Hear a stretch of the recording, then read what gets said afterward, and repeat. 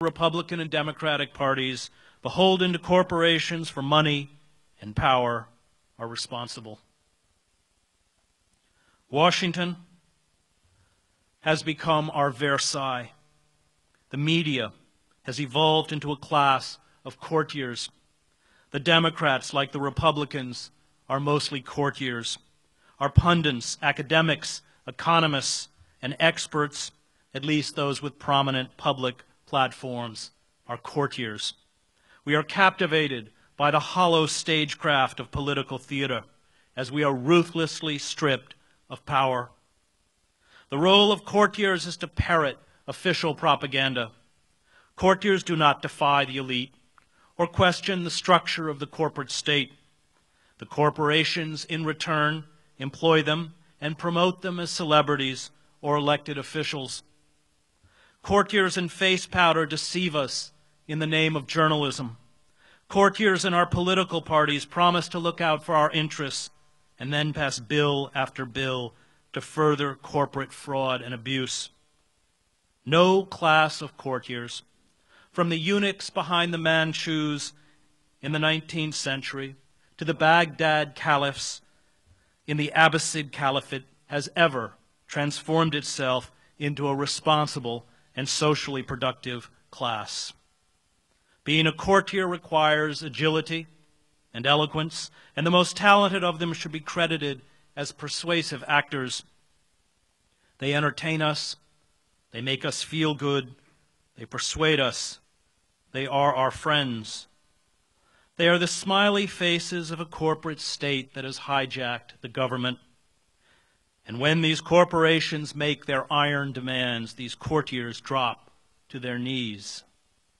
They placate the telecommunications companies that want to be protected from lawsuits. They permit oil and gas companies to rake in obscene profits and keep in place the vast subsidies of corporate welfare doled out by the state. They allow our profit-driven healthcare system to leave the uninsured and underinsured to suffer and die.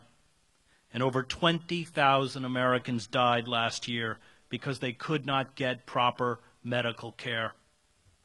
The healthcare industry, like the defense industry, profits from death. It is legally permitted to hold sick children hostage while their families frantically bankrupt themselves to save their son or daughter.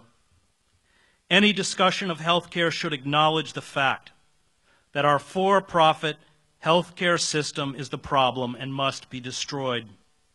Only then can we have an honest debate about what comes next. But this will never happen. It will never happen because the industry's money and lobbyists drive the discussion, and the courtiers in Washington and on the television screens dance to the tune they play. America is devolving into a third world nation, and if we do not immediately halt our elites' rapacious looting of the public treasury and our bizarre state socialism for corporations, we will be left with trillions in debts which can never be repaid, and widespread human misery which we will be helpless to ameliorate. Our anemic democracy will be replaced with a robust national police state. The elite will withdraw into heavily guarded, gated communities where they will have access to security, goods, and services that cannot be afforded by the rest of us. And tens of millions of people, brutally controlled, will live in perpetual poverty, a state of neo-feudalism. This is the inevitable result of unchecked corporate capitalism. The stimulus and bailout plans are not about saving us. They are about saving them. As the economist Paul Krugman has noted, anyone who has seen how economic statistics are constructed knows that they are a subgenre of science fiction. This science fiction has been steadily employed to camouflage our economic decline.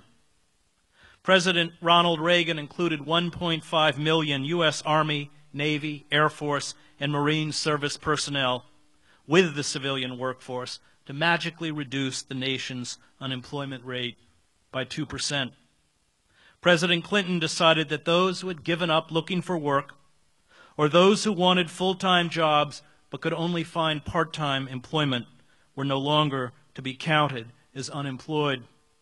His trick disappeared some 5 million unemployed from the official unemployment rolls. If you work more than 21 hours a week, and most low-wage workers at places like Walmart average about 28 hours a week, you are counted as employed, although your real wages put you below the poverty line. Our actual unemployment rate, as the Los Angeles Times has pointed out, when you include those who have stopped looking for work and those who can only find poorly paid part-time jobs, is not 10%, but somewhere between 17 and 20%. A sixth of the country is now effectively unemployed, and we are shedding jobs at a faster rate than in the months after the 1929 crash. Franklin Delano Roosevelt recognized the danger of unregulated capitalism. He sent a message to Congress on April 29, 1938, titled, "Recommendations to the Congress to Curb Monopolies and the Concentration of Economic Power." In it, he wrote this: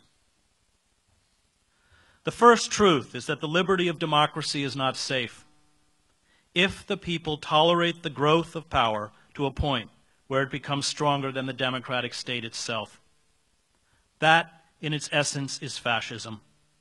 Ownership of government by an individual, by a group, or by any other controlling private power.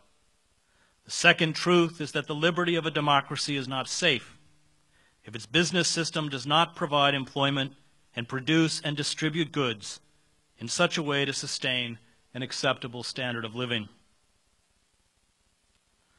The rise of the corporate state has grave political consequences, as we saw in Italy and Germany in the early part of the 20th century.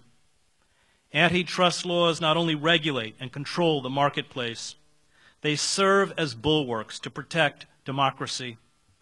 And now that they are gone, now that we have a state run by and on behalf of corporations, we must expect inevitable, and I fear terrifying, consequences. As the pressure mounts, as this despair and desperation reaches into larger and larger segments of the populace, the mechanisms of corporate and government control are being bolstered to prevent civil unrest and instability. The emergence of the corporate state always means the emergence of the security state.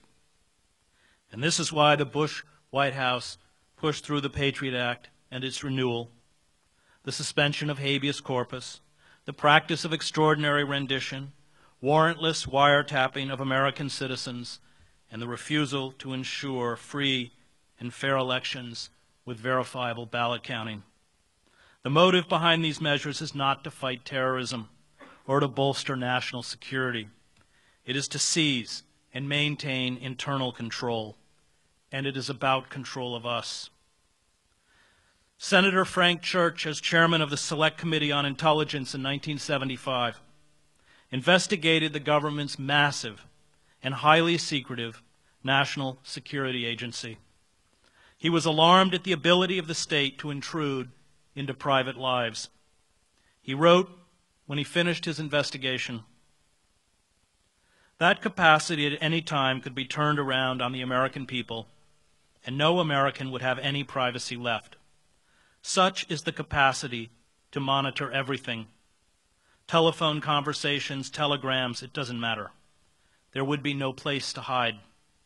If this government ever became a tyranny, if a dictator ever took charge in this country, the technological capacity that the intelligence community has given the government could enable it to impose total tyranny, and there would be no way to fight back, because the most careful effort to combine together in resistance to the government, no matter how privately it was done, is within the reach of the government to know." When Senator Church made this statement, the NSA was not authorized to spy on American citizens. Today it is. In his book, The Great Transformation, written in 1944, Karl Polanyi laid out the devastating consequences, the depressions, wars, and totalitarianism that grow out of a so-called self-regulated free market. He grasped that fascism, like socialism, was rooted in a market society that refused to function. He warned that a financial system always devolved without heavy government control into a mafia capitalism and a mafia political system. All traditional standards and beliefs are shattered in a severe economic crisis. The moral order is turned upside down. The honest and industrious are wiped out, while the gangsters, profiteers, and speculators walk away with millions. A self-regulating market inevitably turns human beings and the natural environment into commodities, a situation that ensures the destruction of both society and the natural world. The free market's assumption that nature and human beings are objects whose worth is determined by the market allows each to be exploited for profit until exhaustion or collapse. A society that no longer recognizes that nature and human life have a sacred dimension, an intrinsic value beyond monetary value, commits collective suicide.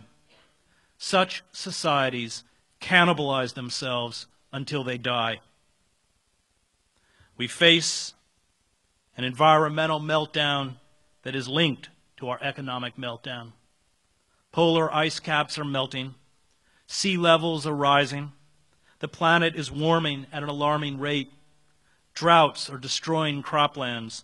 Russia's northern coastline has begun producing huge quantities of toxic methane gas. Scientists with the International Siberian Shelf Study described what they saw along the coastline recently as methane chimneys, reaching from the sea floor to the ocean surface. Methane, locked in the permafrost of the Arctic land masses, is being released at an alarming rate as average Arctic temperatures rise. Methane is a greenhouse gas 25 times more powerful than carbon dioxide. The release of millions of tons of it will significantly accelerate the rate of global warming. The continued release of large quantities of methane, some scientists have warned, could actually asphyxiate the human species. But even in the face of this crisis, the oil and gas industry, along with the coal industry, have blunted any serious environmental reform. Profit comes before the urgent task to save the ecosystem on which human life depends.